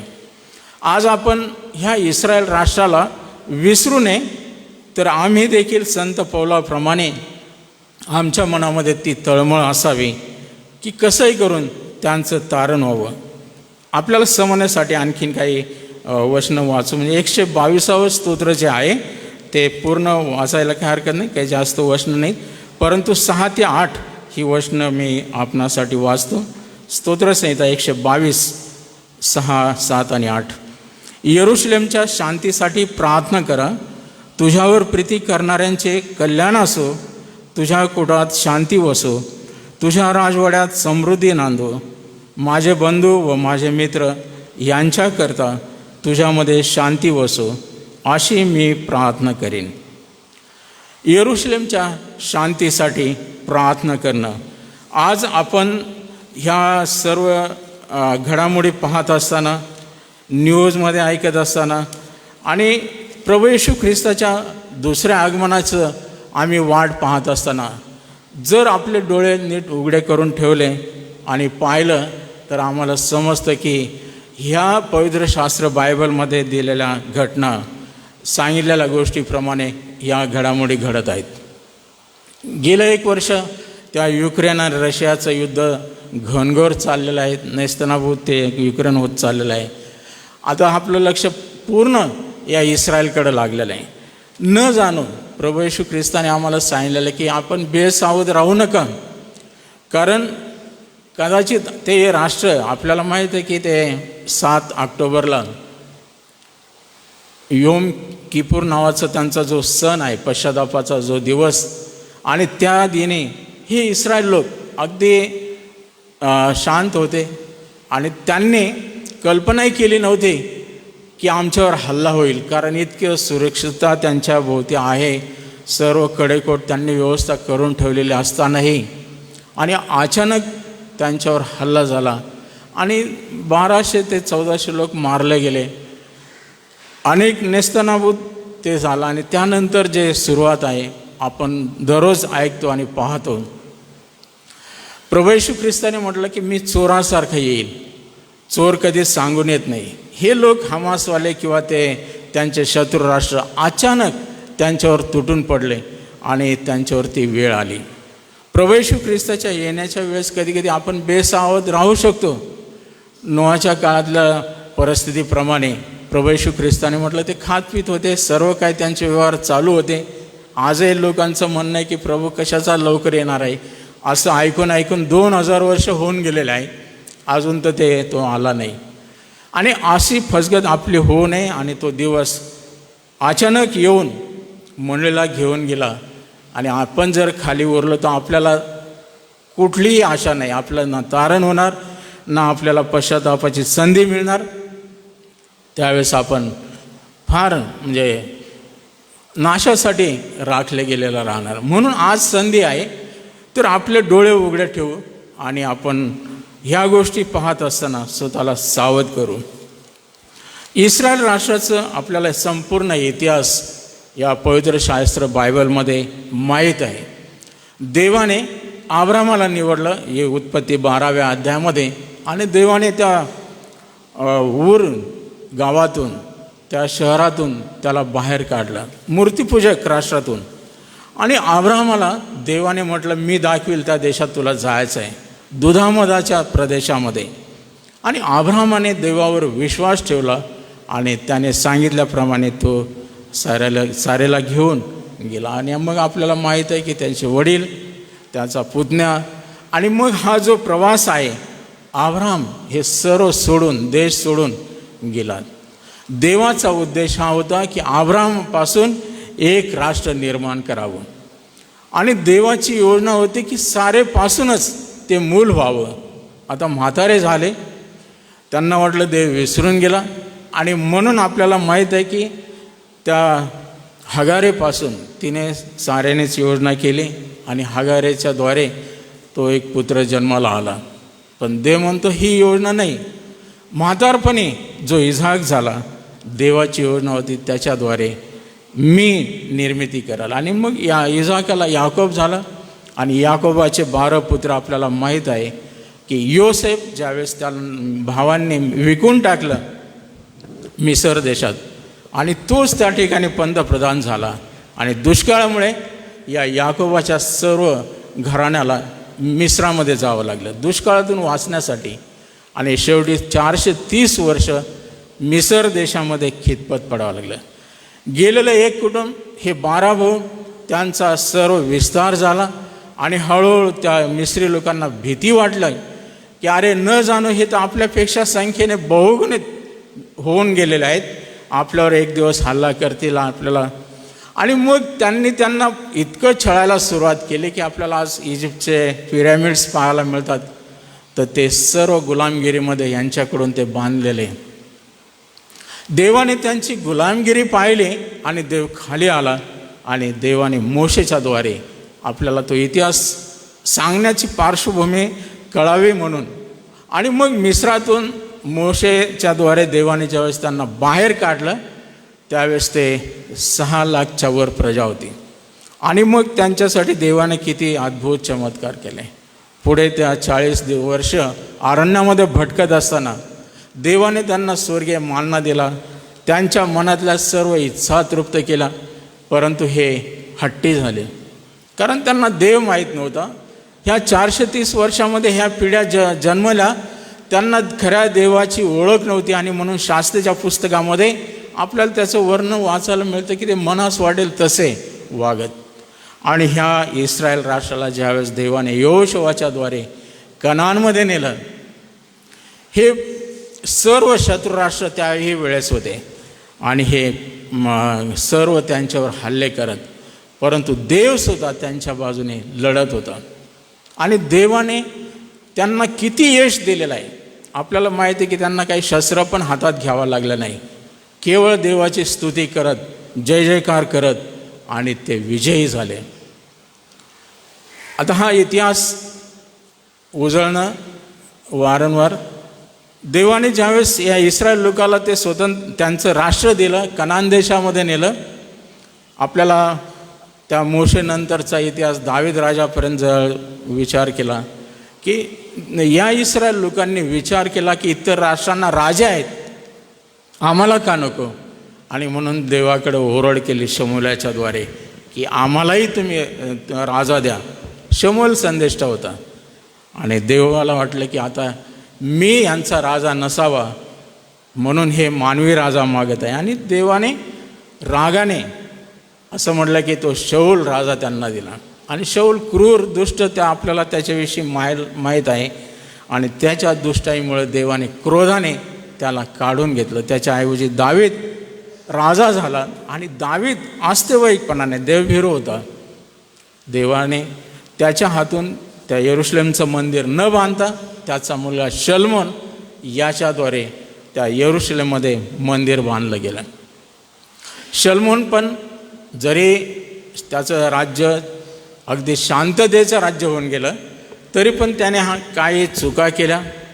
आणि आपल्याला माहीत आहे की त्याने जरी हे भव्य मंदिर बांधलं, सर्व शहाणपण शिकवलं, सगळे गीतरत्न, उपदेशक आणि नीतिसूत्र हे लिहिले त्याने, परंतु तो देवापासून दूर गेला. आणि शेवटी त्याचा परिणाम देवाने त्याच्या मुलाकडून रहबाम आणि रेवामच्या काळामध्ये त्या राष्ट्राचे 2 भाग केले, यहुदा आणि इस्रायल. आणि मग आपल्याला माहीत आहे की इस्रायलचे राजे, यहुदाचे राजे, आणि त्यांना सतत आणि सतत गुलामगिरीमध्ये देव टाकत गेला, कारण ते दुष्टाईमुळे, कठीणपणामुळे देवाविरुद्ध बंड करत. आणि शेवटी तो इतिहास पाहता आपण प्रभू येशू ख्रिस्ताच्या काळाकडे पाहतो, त्याही वेळेस ते परकीय राज्यांच्या ताब्यात होते. आणि रोम सरकार, अनेकांनी त्यांच्यावर राज्य केलं, अनेकांनी त्यांना पायदळी तुडवले, तरी ते बदलले नाही. पण देवाचं प्रेम त्यांच्यावर होतं.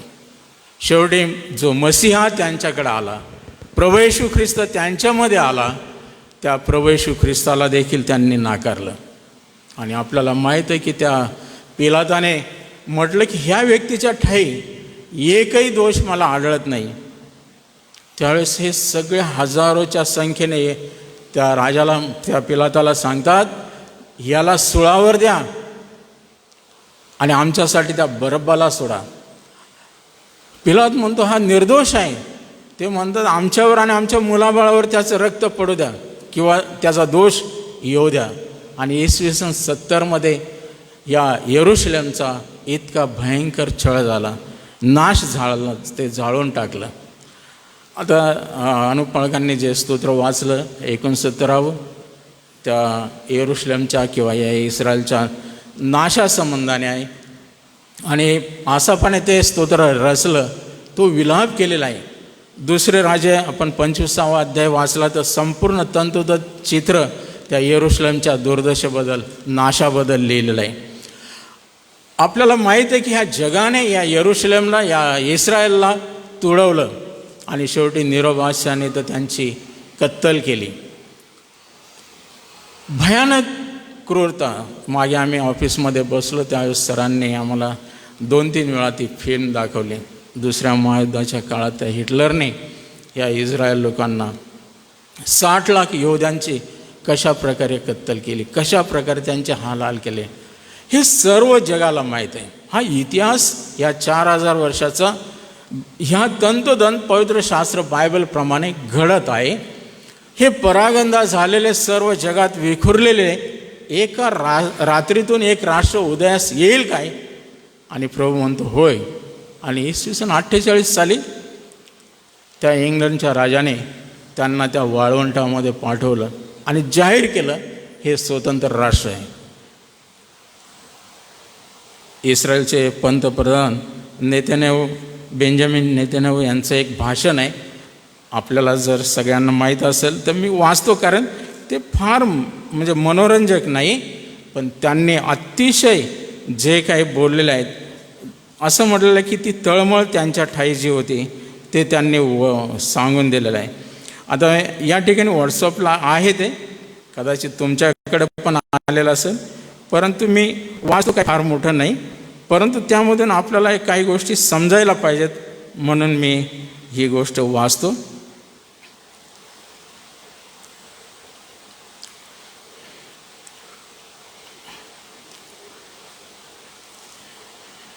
कधी कधी आपल्याकडे काही गोष्टी येतात त्या आपण सहज ते दूर सारतो. इस्रायलचे पंतप्रधान बेंजामिन नेतन्याहू यांचे भाषण हे वाचण्यासारखे आहे. श्री नेतन्याहू म्हणाले, फक्त 70 वर्षापूर्वी ज्यूंना मेंढराप्रमाणे कत्तल करायला नेण्यात आले.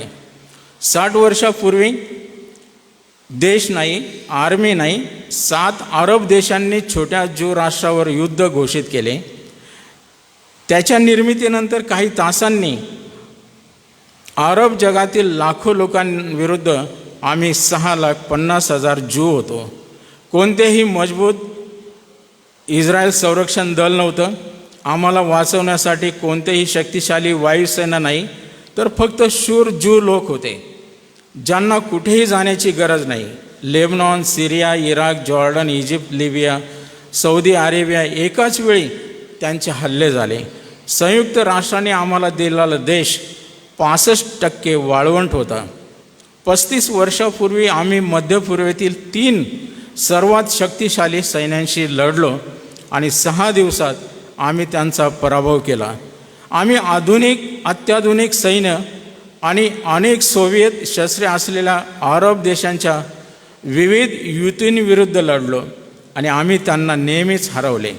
आज आपल्याकडे एक राज्य म्हणजे एक देश आहे, एक लष्कर आहे, एक शक्तिशाली हवाई दल आहे, एक अत्याधुनिक अर्थव्यवस्था ज्याची अब्जावधी डॉलरची निर्यात आहे आणि अनेक उच्च तंत्रज्ञान कंपन्या इस्रायलमध्ये अत्याधुनिक उत्पादने विकसित करतात. आमच्या डॉक्टरांना वैद्यकीय संशोधनासाठी पुरस्कार मिळतात. आम्ही वाळवंट फुलवले, संत्री फुले आणि भाज्या जगभर विकतो. इस्रायलने अवकाशात पाठवलेले स्वतःचे उपग्रह आहेत. एकाच वेळी 3 उपग्रह आम्हाला समान क्रमांकावर असल्याचा अभिमान आहे.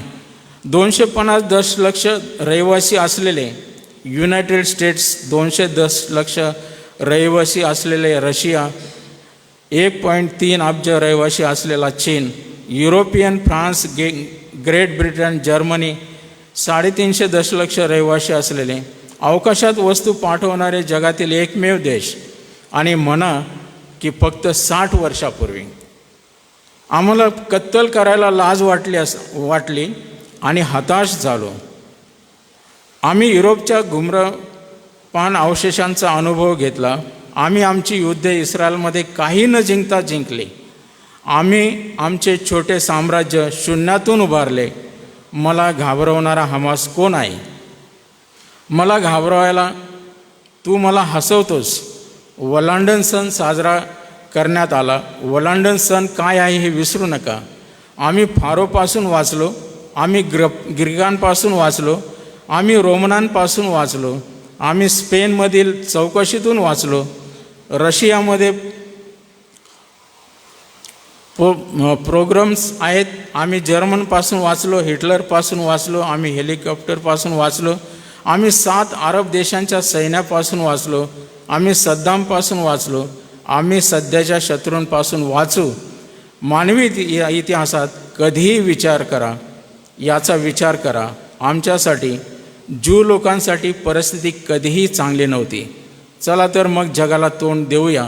लक्षात ठेवूया, सर्व राष्ट्रे, साम्राज्य किंवा संस्कृती ज्यांनी एकेकाळी आपला नाश करण्याचा प्रयत्न केला, आज ते अस्तित्वात नाहीत. आपण जिवंत असताना Egypt, Babylon, Greek, Macedonia, Alexander, Romans, आजही कोणी लॅटिन बोलतो का? थर्ड रिच आणि आमच्याकडे पहा, इजिप्तचे गुलाम, मोशेचे लोक, बायबलचे राष्ट्र, आम्ही अजूनही येथे आहोत. आणि हिब्रू आजही इस्रायल राज्याची अधिकृत भाषा आहे. बायबलच्या काळापासून आणि आता अरबांना अजून माहीत नाही, पण ते शिकतील की देव आहे. जोपर्यंत आपण आपली ओळख ठेवतो तोपर्यंत आपण सदैव व्हावं. म्हणून काळजी न करण्याबद्दल आम्हाला क्षमा करा. रडू नका, घाबरू नका. या गोष्टी ठीक आहेत, ते नक्की चांगले होऊ शकतात. मीडियावर विश्वास ठेवू नका, ते तुम्हाला इस्रायलबद्दल खूप चांगल्या गोष्टी सांगत नाहीत. इस्रायलमध्ये उत्सव सुरू आहेत, लोक राहतात, लोक बाहेर पडत आहेत, लोक मित्र पाहत राहतात, आमचे मनोबल कमी असल्याचा दावा करतात. मग काय, केवळ आम्ही आमच्या मृत्यूवर शोक करतो, तर आमचे शत्रू रक्तपात आणि युद्धात आनंदित आहेत. म्हणून शेवटी आपण जिंकू. इस्रायलाच्या देवाने स्वर्ग आणि पृथ्वी निर्माण केली.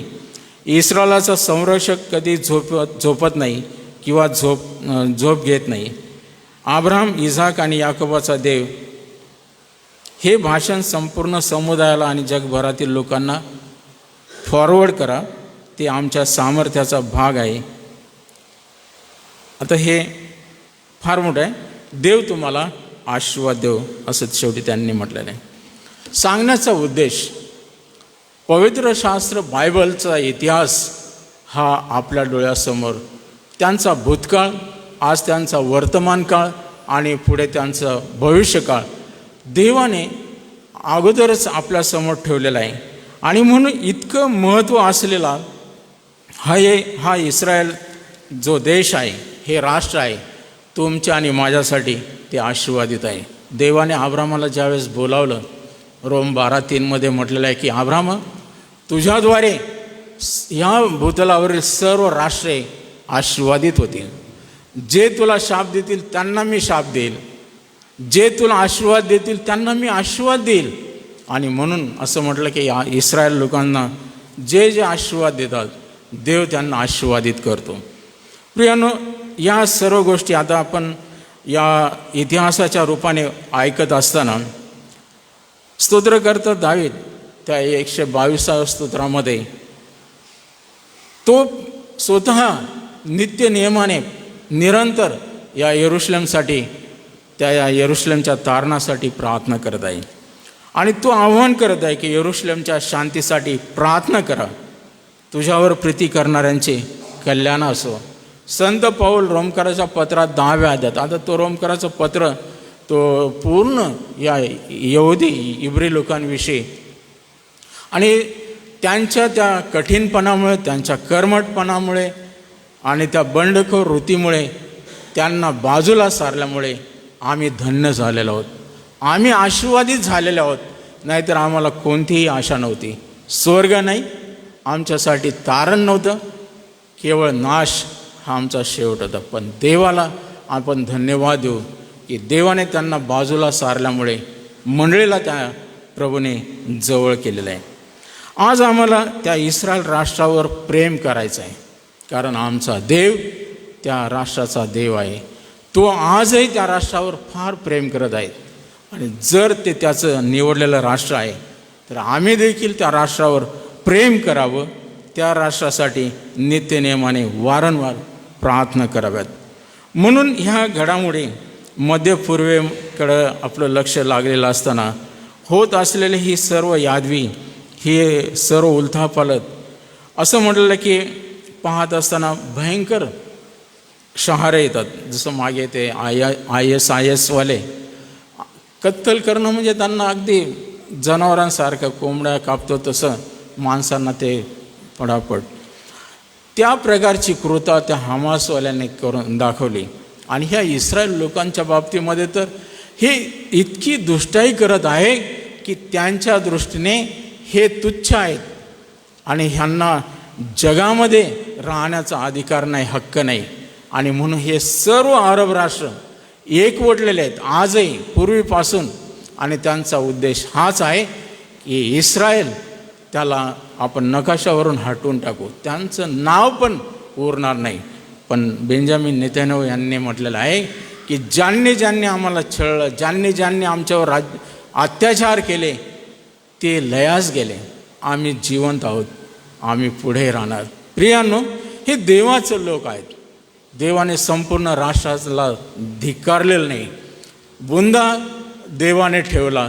त्यांच्यातून हे उदयास आलेलं भारत स्वतंत्र झाला त्याच्यानंतर 1 वर्षाने ते इस्रायल राष्ट्र अस्तित्वात आलं आणि देव त्या राष्ट्रामध्ये अनेक राष्ट्रांमधले लोक एकवटत आहे. आणि आज ही संपूर्ण घडामोड होत असताना हे कशासाठी? ते इस्रायल अंजिराचं झाड, एक पुस्तक मागे आपणही अभ्यासलेलं असेल, वाचलेलं असेल. ज्यावेळेस इस्रायल अंजिराच्या झाडाला पालवी फुटेल त्यावेळेस प्रभू म्हणतो की समजा की माझ्या येण्याची वेळ झालेली आहे. इस्रायल राष्ट्र बहरलेलं आहे, फुललेलं आहे आणि इतकं समृद्ध झालेलं आहे. याचा अर्थ आता ही वेळ आलेली आहे की आज त्यांची दुर्दशा किंवा त्यांच्यावर हे इतकी आक्रमणं होऊन त्यांच्या सर्व यंत्रणा नेस्तनाबूत करण्यासाठी हे इराण, रशिया टपलेले आहेत. आणि न जाणो अणुबॉम्बच्या अगदी त्या याच्यावर ते बसले आहेत.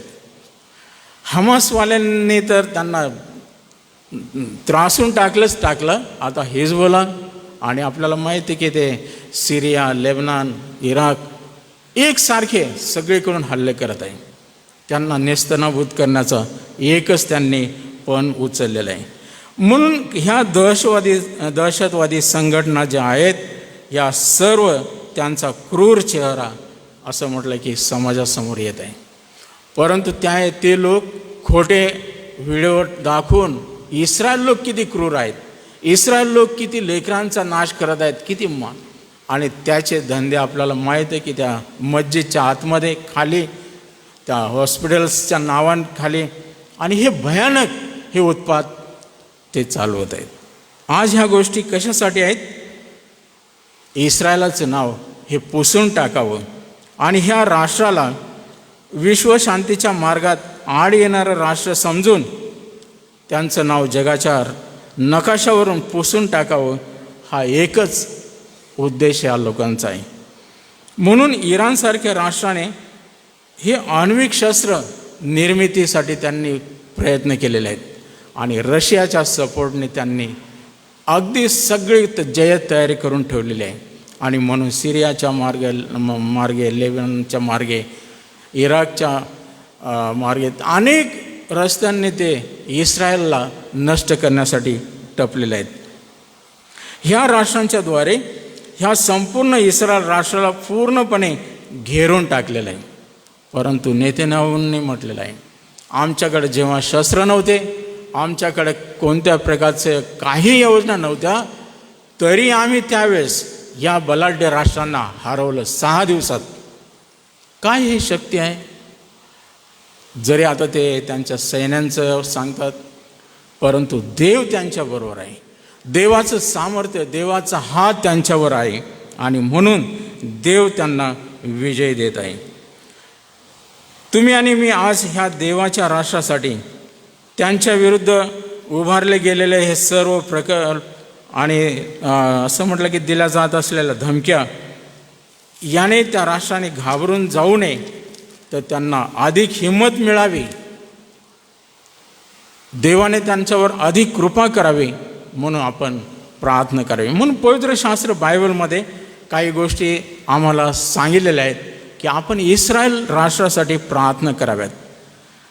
पहिली गोष्ट आहे की परमेश्वराने इस्रायल राष्ट्राला कायमचं त्यागलं नाही. आपल्याला माहीत आहे की देवाने त्यांना म्हटलं होतं की आता मी तुमच्याबरोबर राहणार नाही आणि हे जे हट्टी राष्ट्र आहेत, हे कर्मठ लोक आहेत, कठीण मनाचे लोक आहे, हे माझ्या विसाव्याच्या ठाई कधी येणार नाहीत. परंतु असं म्हटलं की देवाने आपला कार्यभार त्यांच्या संबंधाने आटोपलेला नाही किंवा त्यांचा सर्वस्वी त्याग केलेला नाही. तर देव आजही त्यांच्या संबंधाने असं म्हटलं की देवाची इच्छा आहे की देवाला ज्यांच्याविषयी पूर्वज्ञान होते त्या आपल्या लोकांना त्याने टाकलं नाही, असं संत पौल म्हणतो रोम 12:2 एशिया 44 आणि 21 म्हटलेलं, हे इस्रायला मला तुझा विसर पडवायचा नाही.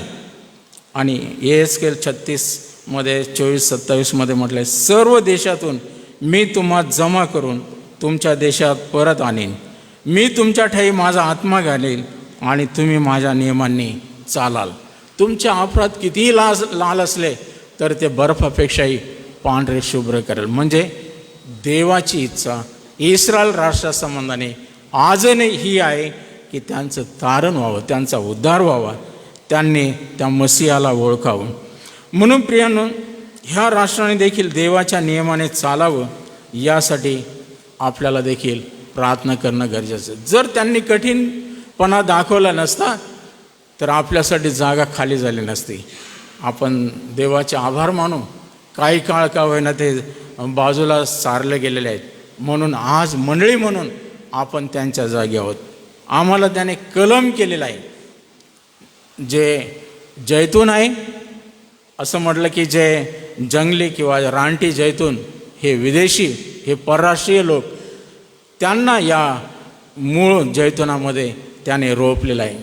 आणि हे मंडळी असं म्हटलं की देवाचे लोक, जसं इस्रायल त्याचे लोक होते, त्यांच्या जागेवर देवाने हे नवीन विश्वासणारे त्यांना बसवलेलं आहे.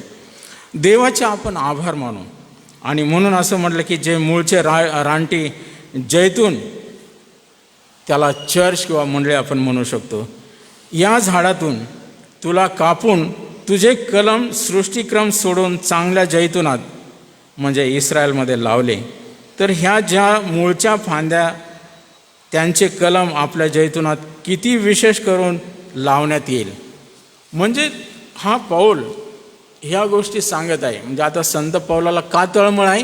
कारण तो देखील यहुदी आहे, तो देखील इब्र्यांचा इब्री आहे, कर्मठ आहे. आणि म्हणून तो म्हणतो त्या लोकांना आपण सोडू नये, आम्ही त्यांच्या तारणासाठी प्रार्थना करावी, म्हणून त्याला ती तळमळ लागलेली आहे. प्रियांनो, आज तुम्ही आणि मी देवाचे लोक म्हणून आमचा फायदा त्यांच्या पतनामुळे झालेला आहे. आणि पौल म्हणतो, तर मी असे म्हणतो की त्यांचे पतन व्हावे म्हणून ते अडखळले काय? कधीच नाही. तर त्यांच्या ठाई ईर्ष्या निर्माण होण्यासाठी त्यांच्या अपराधाने परराष्ट्रीयांचे तारण झाले. त्यांच्या पतनामुळे, त्यांच्या अधर्मामुळे असं म्हटलं की देवाने ईर्ष्या त्याला निर्माण झाली आणि त्यांच्याऐवजी कलम केलेले हे परराष्ट्रीय देवाची मंडळी म्हणून त्याने आम्हाला बनवलं. ह्या गोष्टी आपण समजून घेत असताना संत पौलाची तळमळ, त्याची मनीषा ही होती, कसंही करून या राष्ट्राचं तारण हो. जर आपण दुष्ट होतो, आपण नाशाची प्रजा होतो, जर आपल्यावर देवाने एवढी मेहरबानी केली, तर हे जे मूळचे आहेत जैतून, त्यांनी जर पश्चातापी झाले, देवाकडे वळाले, तर देव त्यांच्यावर कृपा करणार नाही का? निश्चितच देव त्यांच्यावर कृपा करणार, कारण हे त्याचे स्वतः निवडलेले लोक आहेत. म्हणून इस्रायलाच्या भूत, वर्तमान आणि भविष्य काळावर आम्ही अवलंबून आहोत. ख्रिस्ताची मंडळी विश्वासणारे म्हणून आम्ही त्यांच्यावर अवलंबून आहोत, कारण आपण कलम केलेले आहोत. आम्ही परराष्ट्रीय कलम आहोत. हे पौलाने रोमकराच्या 11व्या अध्यायामध्ये वारंवार सांगितलेलं. 18 ते 24 ही वचनं जर वाचली तर त्या फांद्याहून म्हणजे इस्रायल राष्ट्राहून मी मोठा आहे, मी म्हणजे तिथं मंडळी असं म्हटलेलं आहे किंवा विश्वासणारे मोठा आहे, अशी बढाई मारू नको. मारशील तर हे लक्षात ठेव की तू मुळाला आधार दिलेला नाही, तर मुळाने तुला आधार दिलेला आहे. मुळाने म्हणजे हे आज ख्रिश्चन लोक किंवा विश्वासणारे किंवा ख्रिस्ताची मंडळी ही स्वतःला फार श्रेष्ठ समजत आहे. हे लोक कर्मठ, ते देवापासून दूर आहेत, आम्ही श्रेष्ठ आहोत असं आपण कधीही गर्व करू नये असं संत पौल सांगत आहे. कारण आमचं मूळ ते आहे, आम्ही त्यांच्यावर अवलंबून आहोत आणि आज आम्हाला ह्या गोष्टी समजून घेणं फार गरजेचं आहे. आणि ज्यांना या गोष्टीची समज येईल ते निश्चित या राष्ट्रासाठी प्रार्थना करतील. देव इस्रायलावर प्रीती करतो तर आपण का करू नये. आणि ते रोमकराच्या पत्रात 11:28 पौल म्हणतो की सुवार्तेच्या दृष्टीने पाहता तुमच्यामुळे ते शत्रू आहेत. मंडळीच्या मुळं आता ते शत्रू आहेत, परंतु निवडीच्या दृष्टीने पाहता पूर्वजांमुळे ते प्रियजन आहेत. पूर्वज म्हणजे अब्राहम, इजाक आणि याकोब, हे जे पूर्वज ज्यांनी देवावर विश्वास ठेवला त्या निवडीमुळे ते देवाचे प्रियजन आहेत. म्हणून आज तुम्ही आणि मी त्या देवाच्या प्रजेवर त्याच्यासारखी प्रीती करू. इर्मायात 31:1-3 जर वाचले तर परमेश्वराने दुरून येऊन मला दर्शन दिले. तो म्हणाला, मी सार्वकालिक प्रेमवृत्तीने प्रेम करीत आलो, म्हणून मी तुला वात्सल्याने जवळ केले आहे. ह्या राष्ट्रासंबंधाने, ह्या यरूशलेम संबंधाने परमेश्वर त्याची वाणी या संदेशांच्याद्वारे सांगत आहे. जर परमेश्वराचं वात्सल्य, परमेश्वराचं प्रेम आजही आहे तर प्रियांनो, आपण का प्रेम करू नये. आपण फक्त ऐकतो, हसतो आणि जसं क्रिकेटची मॅच चालली ना, इतके 6 मारले, इतके 4 मारले, तसं आहे, धडाधड उडत आहेत, आपल्याला नवल काहीच आश्चर्य वाटत नाही. पण आज गंभीरतेने आपण या गोष्टीचा विचार जर केला तर देवाची इच्छा आहे की त्या इस्रायल राष्ट्रावर दया करण्यात यावी आणि म्हणून त्याने आम्हाला पाचारण केलेलं आहे. रोम 11:31-32 म्हटलं, त्याप्रमाणे तुम्हावरील ममतेने त्यांनाही आता ममता प्राप्त व्हावी, म्हणून त्यांनी आता आज्ञाभंग केला आहे, त्या सर्वांवर दया करण्यात यावी, म्हणून देवाने त्या सर्वांना म्हणजे इस्रायल राष्ट्राला आज्ञाभंगाच्या कोंडवड्यात कोंडून ठेवले आहे. आता काही गोष्टी समजण्यासाठी गहन आहेत, परंतु संत पौल ह्या गोष्टी आपल्यासमोर ही मांडत आहे की आपल्यावर एवढी ममता केली. आपण त्याचे लोक नव्हतो, आपण काही म्हणजे कामाचे नसताना देवाने त्यांना दूर सारून आमच्यावर दया केली. आमची योग्यता, पात्रता नव्हती, परंतु देवाने त्याच्या पुत्राच्या द्वारे आम्हाला त्याने निवडून घेतलं, वेगळं केले, त्याची प्रजा बनवली. आणि म्हणून जर आपल्यावर ही ममता करण्यात आलेली आहे तर पौल म्हणतो आता त्यांच्यावरही ती ममता करण्यात यावी, त्या सर्वांवर दया करण्यात यावी, म्हणून देवाने त्या सर्वांना आज्ञाभंगाच्या कोंडवाड्यात कोंडून ठेवले आहे. आज्ञाभंग असं म्हटलं की तो दिवस मंडळीसाठी आहे आणि ते अंतराळात घेतल्यानंतर खास करून प्रभू येशू ख्रिस्त आपल्या प्रियजनांसह तो मोठ्या वैभवाने येईल आणि इस्रायलांच्या वतीने तो या शत्रू राष्ट्रांशी लढणार. हे शेवटचं युद्ध होणार आहे. आणि असं म्हटलं की ह्या शेवटल्या युद्धामध्ये प्रभू येशू ख्रिस्त त्या पांढऱ्या घोड्यावरून त्या इस्रायलांच्यासाठी लढणार आहे. आणि त्यावेळेस हे इस्रायल लोक या मसीहाला ओळखतील की हा मसीहा हा आमचा आहे, हा आम्हाला सोडवणारा, हा आमचा तारणार आहे. त्यांचे डोळे उघडतील की अरे आम्ही त्याला किती छळलं, आम्ही त्याला द्वेष केला, आणि मग ते पश्चातापी होतील.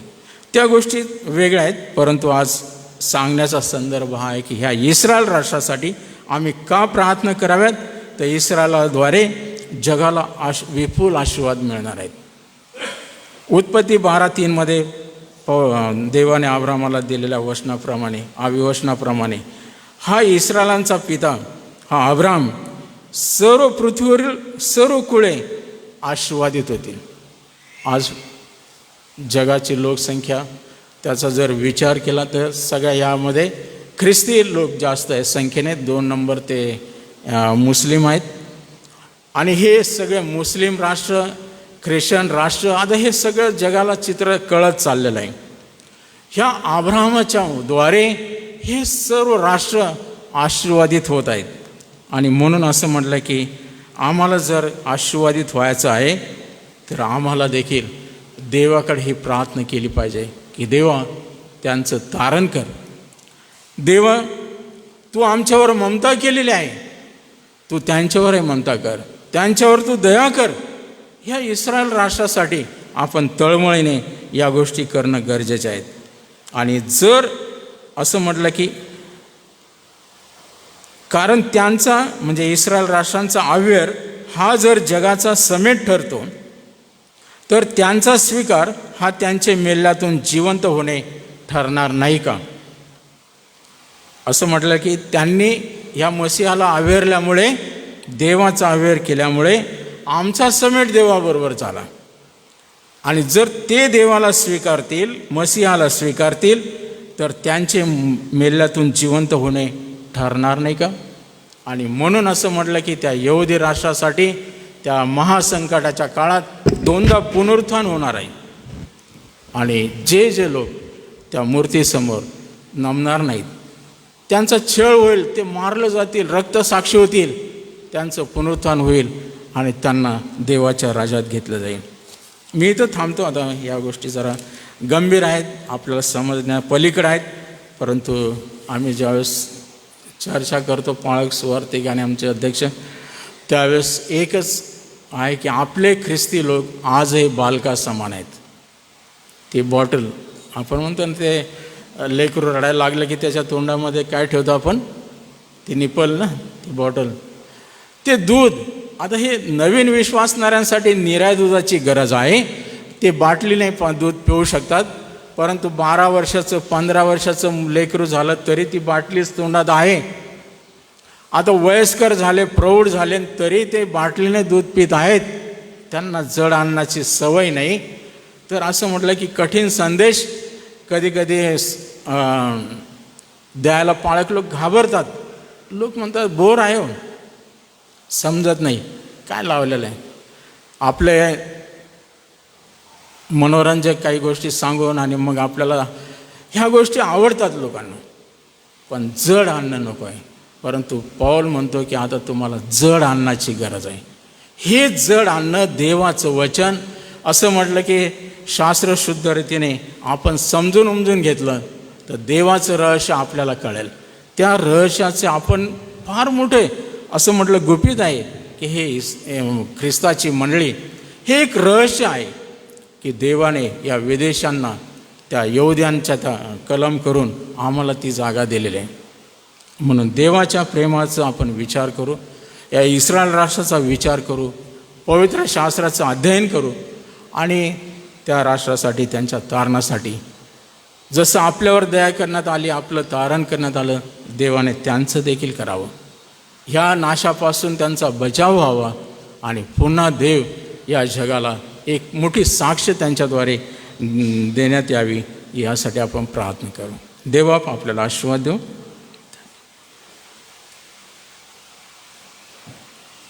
या पवित्र वचनासाठी मी परमेश्वर पित्याचं मनपूर्वक आभार मानतो आणि पाळक साहेबांचे देखील आभार मानतो. ही पवित्र वचनं आम्हासमोर आणलीत. प्रियजन हो, इस्रायलाच्या शांतीसाठी प्रार्थना करा असं वारंवार पवित्र वचन आम्हाला म्हणतं. आणि म्हणूनच आपण प्रार्थना करूया, प्रभूला सहाय्य मागूया व ज्या जागतिक घडामोडी आहेत त्या पवित्र शास्त्रामधून तपासून पाहत असताना आमच्या विश्वासाला मजबूत आणि खंबीर करण्यासाठी आम्ही पुन्हा एक वार आमचं लक्ष आमच्या जिवंत देवाकडे वळवूया व पवित्र वचनाची जी फोड आम्हाला मिळालेली आहे, पवित्र वचनाचा जो उलगडा आम्हाला मिळालेला आहे, त्यानुसार आपण आपलं जीवन बांधूया, आपल्या विश्वासाला मजबूत करूया आणि प्रत्येक दिवस हा ख्रिस्तामध्ये वाढत जात असताना आपलं ख्रिस्ती कौटुंबिक जीवन, आपलं ख्रिस्ती वैयक्तिक जीवन मजबूत करूया. पुन्हा एक वार सारा आदर परमेश्वराला असो आणि पाळक साहेबांचं मी आभार मानतो. या आपण प्रार्थना करू. आमच्या दयाळू परमेश्वर पित्या, आम्ही तुझ्याकडे सहाय्य मागतो, तुझी आम्ही कृपा मागतो. आणि प्रभू, आम्ही इस्रायलाच्या शांतीसाठी देखील प्रार्थना करतो. प्रिय प्रभू, तू त्यांना नेमलंस, निवडलंस, यासाठी की त्यांनी साक्ष द्यावी व त्यांची साक्ष अनेकांच्या जीवनाला कलाटणी देणारी असावी. देवबापा, आम्ही विश्वासणारे म्हणून तुझ्याकडे कृपा मागतो व पवित्र वचनाचा बोध आज जो आम्हाला मिळालेला आहे, या वचनानुसार जीवन जगण्यासाठी तुझी कृपा आणि शक्ती, बळसुद्धा आम्ही मागतो. बाळकसाहेबांच्या या सेवा कार्यासाठी आम्ही आभार मानित प्रार्थना करतो की विश्वासामध्ये मजबूत राहण्यास व जीवनात जरी संकट आली तरी आम्ही आमचा विश्वास डळू देऊ नये. मरेपर्यंत विश्वासू राहा म्हणजे जीवनाचा मुकुट तुला प्राप्त होईल. हे जसं प्रगटीकरणात म्हटलेलं आहे तसं सदैव विश्वासामध्ये टिकून राहण्यासाठी आम्हा प्रत्येकाचा सहाय्यकर्ता आणि मार्गदर्शक हो. सप्ताहभरामध्ये आम्ही गृहसनाच्या सभेच्याद्वारे एकमेकांना भेटू, एकमेकांच्या गृहामध्ये तो आनंद प्रसारित करू. प्रभू, होणाऱ्या सप्ताहभराच्या सर्व कार्यक्रमांना आम्ही तुझ्या हाती देतो व सहाय्य मागतो की हे सर्व कार्यक्रम आशीर्वादित होऊ दे बापा. सारा आदर, मान, महिमा आणि गौरव प्रभू तुला असो. प्रभू येशूच्या गोड नावात प्रार्थना केली म्हणून तू ऐक. आमेन. आपण सर्व आपल्या जागेवर उभं राहू. प्रभूने शिकवलेली प्रार्थना म्हणू आणि प्रभूच्या प्रार्थनेनंतर आदरणीय रेव्हरेंड चेज पठारे पाळकसाहेब पुढे येतील, आशीर्वाद देतील आणि सुवंद देवा परात्पर हे गीत गाऊ एकमेकांना भेटून आजची भक्ती समाप्त करू. हे आमच्या स्वर्गातील पित्या, तुझे नाव पवित्र मानिले जाओ. तुझे राज्य येऊ. जसे स्वर्गात तसेच पृथ्वीवरही तुझ्या इच्छेप्रमाणे हो. आमची रोजची भाकर आज तू आम्हास दे, आणि जसे आम्ही आमच्या ऋणी असून सोडितो तशीच तू आमच्या ऋणी आम्हास सोड, आणि आम्हास परीक्षेत आणू नकोस, तर आम्हा सर्व वाईटापासून सोडियो. कारण की राज्य, सामर्थ्य आणि गौरव हे सर्व काळ. आमेन. आणि आता आपला तारणारा प्रभू येशू ख्रिस्ताची कृपा, देवबापाची प्रीती आणि पवित्र आत्म्याची गोड संगती आमच्या एस एच चर्चच्या सर्व मंडळांबरोबर, आमच्या SM ट्रस्टच्या सेवा कार्याबरोबर, देवाची मंडळी आणि इस्रायल राष्ट्र याबरोबर आता आणि सदा सर्व काळ असो. आमेन.